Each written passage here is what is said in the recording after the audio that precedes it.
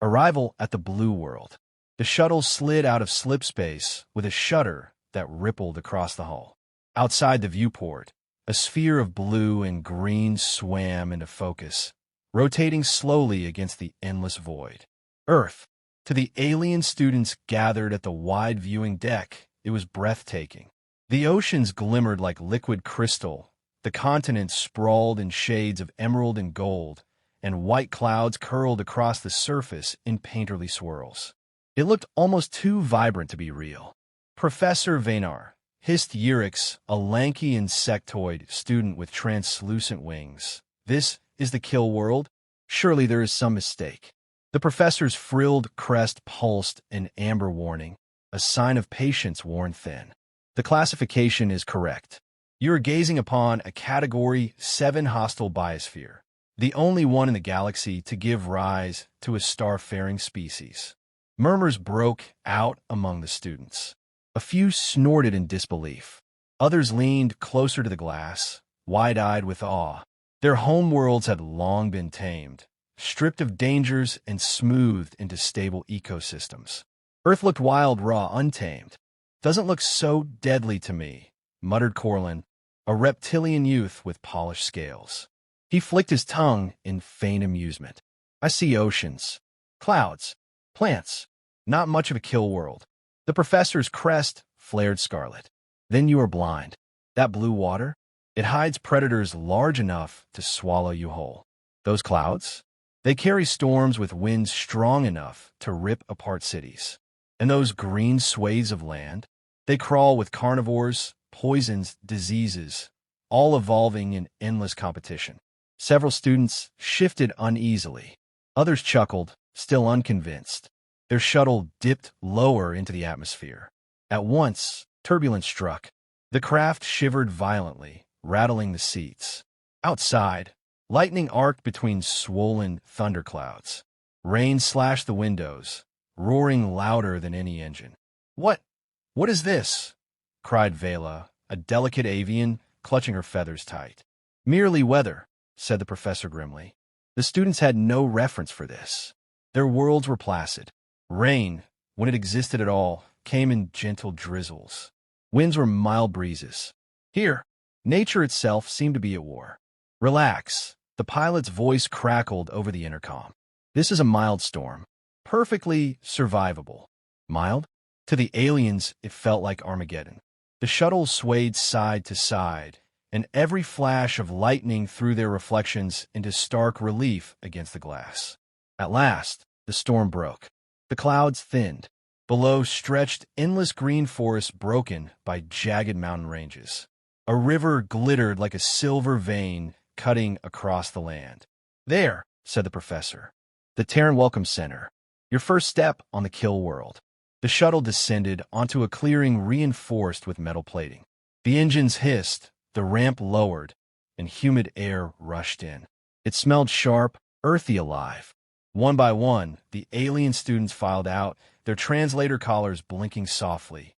They squinted against the harsh light of the sun, and waiting for them stood a group of humans.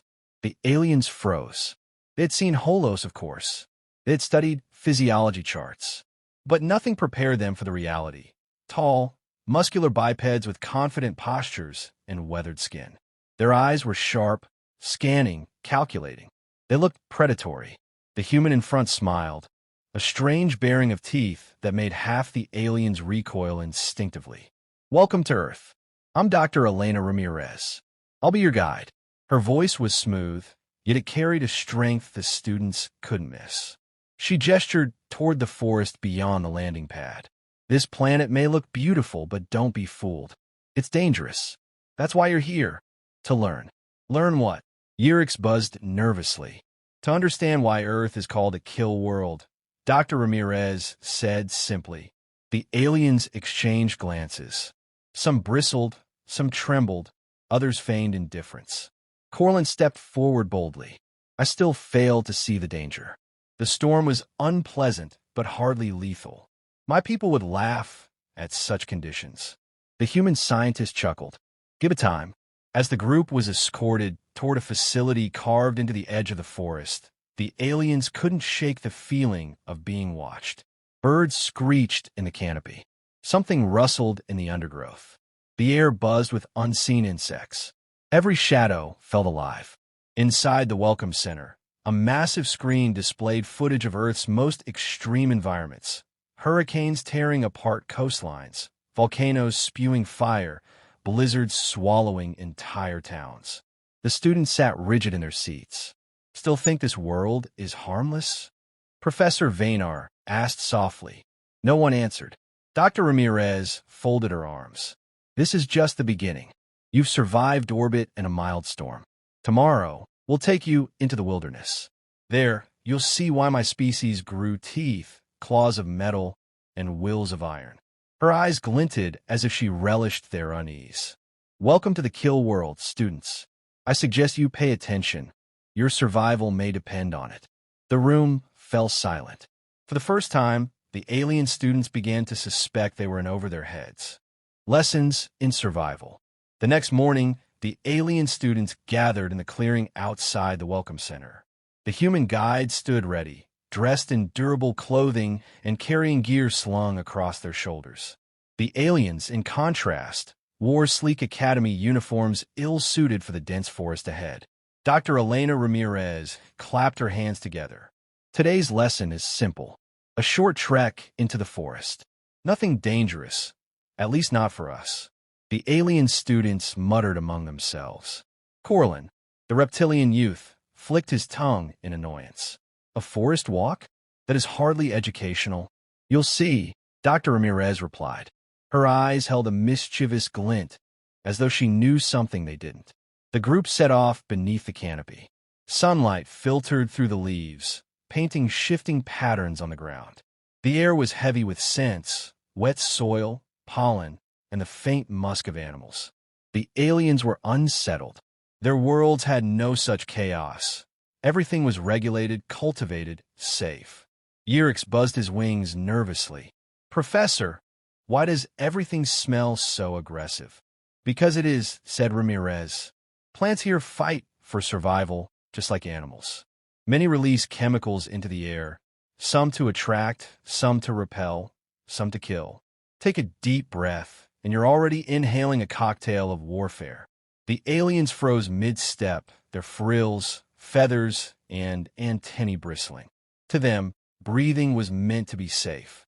The idea that air itself might contain poisons was horrifying. As they moved deeper, the forest grew louder. Birds shrieked in wild cadences. Insects buzzed with piercing whines, and unseen creatures scurried in the brush. Every sound set the students on edge.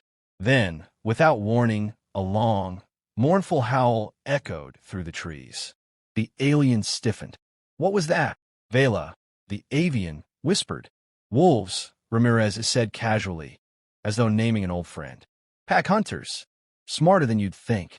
They've probably been shadowing us for the last half hour. The students erupted in alarm.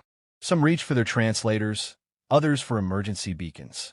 Corlin bared his teeth, but even he looked uncertain. Calm down, Ramirez said firmly. She reached into her pack and pulled out a small flare gun. Predators respect fire and noise. We'll use that if they get too close. The alien stared at her, appalled. You mean you didn't bring shields? Plasma rifles? Urix's voice cracked in disbelief. Ramirez grinned. Don't need them. A moment later, the wolves appeared, gray shapes slipping between the trees, eyes glinting with hunger. The aliens froze, their instincts screaming at them to flee. One student fainted outright. Ramirez fired the flare into the air. A bright red ball of fire streaked upward, bursting with a crackling hiss. The wolves skidded back, ears pinned.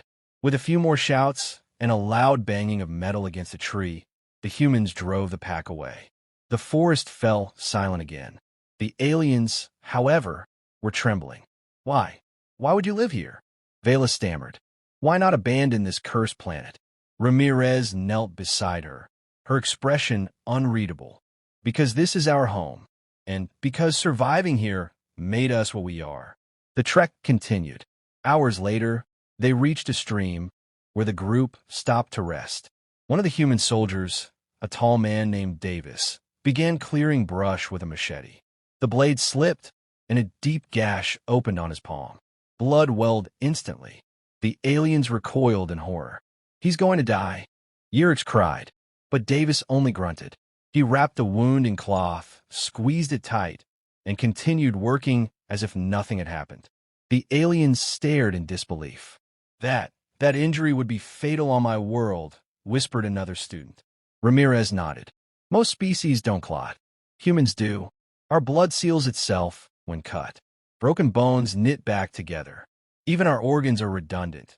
We can live with half a lung, one kidney, or missing an eye. Pain doesn't stop us. It teaches us." The aliens exchanged terrified glances. Their own bodies were fragile, built for sheltered environments. The idea of shrugging off injuries was alien to them.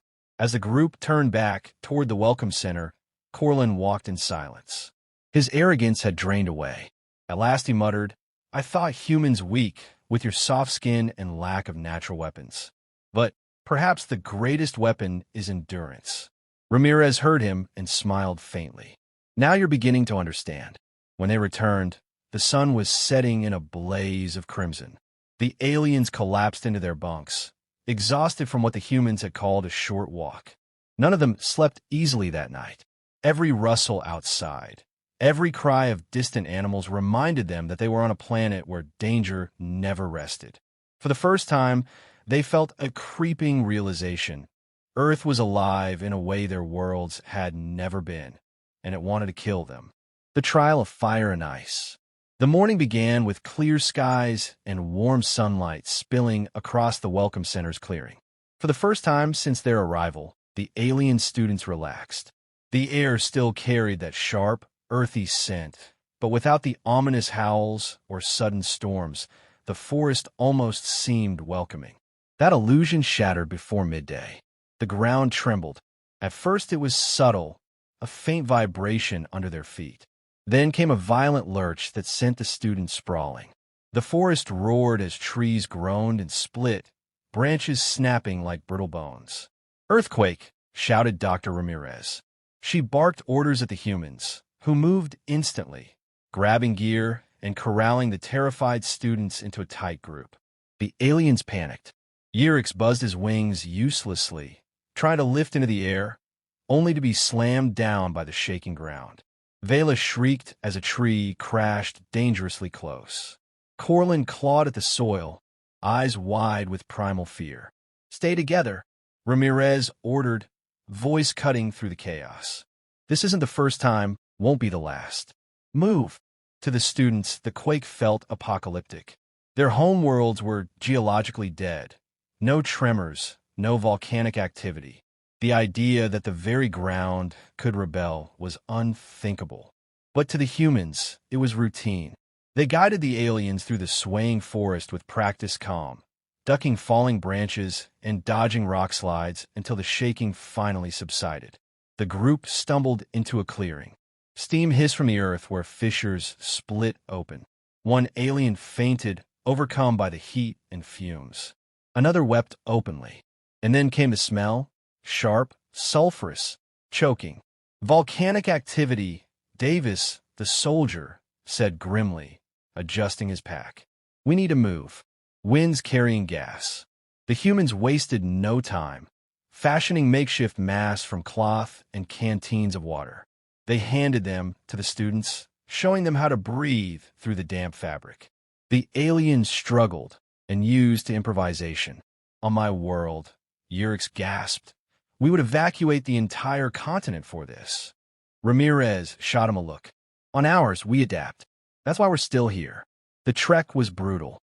The quake had toppled trees across their path, and the sulfuric fumes clawed at their throats. Several students faltered, but the humans hauled them upright, refusing to let anyone collapse. By late afternoon, the temperature plummeted.